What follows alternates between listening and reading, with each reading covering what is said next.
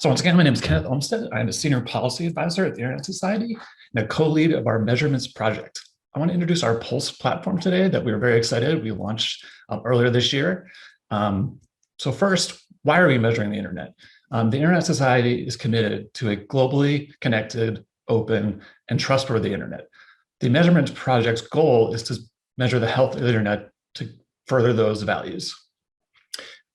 Who are our audiences? So first, really just the public. This is not an academic exercise. We're really trying to make data about the health of the internet accessible to everybody. And I think given this past year, everyone is very aware how important the internet is, and our goal is to make sure that it stays that way. We also use it internally to support our other projects. We have 6 other projects at the Internet Society, and they also use our data to further their work. So for example, we build IXPs around the world, and they use our measuring data to support that. We use third-party data for all of our measuring. We have about 10 data partners. We also measure trends of all of this data. So we generate blog posts and reports and lots of other material to measure the health of the internet going forward. This is free on our platform at pulse.internetsociety.org. So if you want to poke around, feel free. We have 4 main focus areas currently: internet shutdowns, enabling technologies, internet resilience, and internet centralization. I'll go through each of them as individually. The last 2 are not live yet. We hope to have them in the coming months, but the other 2 are. So first, internet shutdowns. What is our definition of internet shutdown? We only measure intentional shutdowns when governments turn off the internet for some reason. So we don't measure cable cuts or network outages or anything like that. We have an ongoing database of shutdowns that goes back to around 2019, and we keep it maintained going forward. We work with data partners, including Access Now and CADA, to measure all of these shutdowns. So we do this in real time. We have researchers who are watching the health of the internet to see when a government shuts it down. So make that decision to include it in the database. We have 2 criteria, really. One is, like I said, it's artificial, and we need a second source to verify it. So for example, if the government puts out its own statement saying why they shut it down, or there's a trusted news source like the AP or something like that, that's when we decide to put it in our database. And we usually also release a statement about that shutdown. The Internet Society thinks shutdowns are bad, essentially. And that's our goal, is to measure these around the world to see how often they happen, why they happen, and to sort of make the case to governments around the world that even if it seems like a good idea to turn off the internet, it really isn't, and it hurts your own people. We only have data going back about 2 years, so we have not released any longitudinal reports yet, but that is our goal going forward. We hope to have a sort of state of the internet report at some point that goes over all of the shutdowns that we measure. We just simply don't have enough data yet, but hopefully we'll have that soon.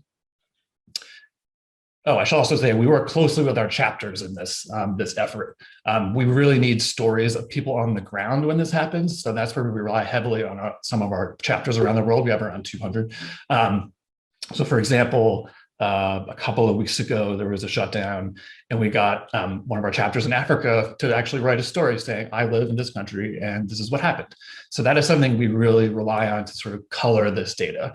And so in that vein, we will accept stories from anybody, not just our chapter members. So if you live in a country where you experience a shutdown, please reach out to us. We really love hearing and having that information to really make the case that these shutdowns harm real people and have real consequences. So the next one that is currently allowed on the site is enabling technologies. This measures the global use of, at the moment, on the technologies IPv6, TLS 1.3, DNSSEC, HTTP3, HTTPS. We get the data from various sources, and we have a map where you can click around and see the adoption of these technologies. And we have data going up, again, back about 2 to 3 years at this point. And we measure over time how much these technologies are being adopted. The reason we do that is we think that these technologies are really important to the health of the internet. And we want to make it clear that adopting them is incredibly important. We also used it to help with regional advocacy around the world.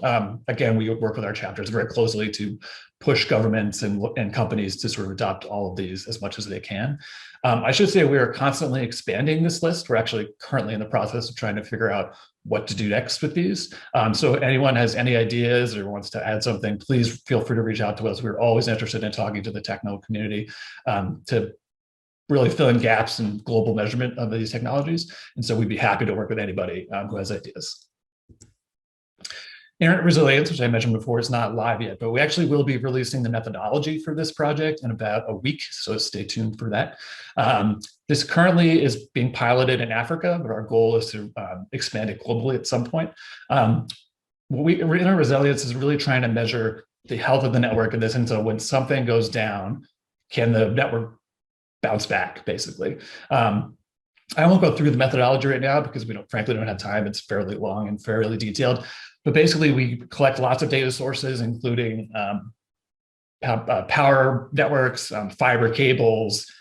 We use lots of other measurements. We have network probes around countries in Africa. Again, we haven't actually released any of this data yet, and we probably won't be putting it on the site for another couple of months because there's just a lot of data crunching to do. We've got about, I would say, 13 to 14 variables that we're measuring and trying to put up into a single resilience number.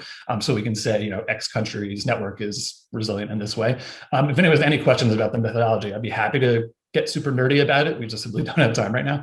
And again, we will be releasing it in full next week. And so just stay tuned for that if you're curious about the nitty gritty sort of nerdiness of this. And then really the goal of this is to, at least in Africa, start to build relationships with governments and companies around there to help them sort of make the network more resilient. And again, we will be expanding this globally at some point. But again, this is a fairly complex pilot program, so we don't really have a timeline for expansion quite yet. We really want to focus on Africa first, particularly because Africa's network are particularly vulnerable compared to, say, Europe or the United States. And so we will hopefully learn a lot of lessons through that process that we can sort of copy paste in other countries. Finally, internet centralization, which again is also not live on the site quite yet. We worked with outside researchers to measure how centralized the internet is. And basically what we're looking for there is how many players are there that own the actual physical infrastructure of the internet, from companies to governments to, who owns the fiber cables, who owns the networks, who owns the servers, who owns, et cetera. We are not judging whether this is good or bad. We don't want to say that centralization has any sort of value judgment to it, but we are going to be doing is measuring it over time. So the goal will be, once we release this, which should be in the fall at some point, we will keep doing this year over year to sort of see if it changes. And this is globally. This is not focused on a particular region. The methodology for this will also be released prior to the actual data, but we're not entirely sure when that will be yet. That's a little further behind in the process. If you have any questions, feel free to email us at ISOC_pulse. Oh, sorry, our Twitter is ISOC_pulse. Our email is pulse@isoc.org. You can reach out to me. My email is olmstead@isoc.org. We love ideas for this project. We really want to be collaborating with the community for everything. If you have ideas for new areas, if you want to add something to one of the current areas, please feel free. And again, we do take guest blogs as well. We write blogs about everything. So all the four projects I just mentioned also have blogs where we write stories about the data. We also take guest blogs on really any topic. So if you want to write a blog about DNSSEC or IPv6 or whatever, feel free to reach out to us. We're happy to work with you on that. And yeah, I think thank you again for your time. And please, if you have any questions, let me know. If you have any questions about the resilience, that's a really interesting project, but frankly, I don't have time right now. So reach out to me offline. I'd be happy to really dive into that one if you like numbers and graphs. So thank you.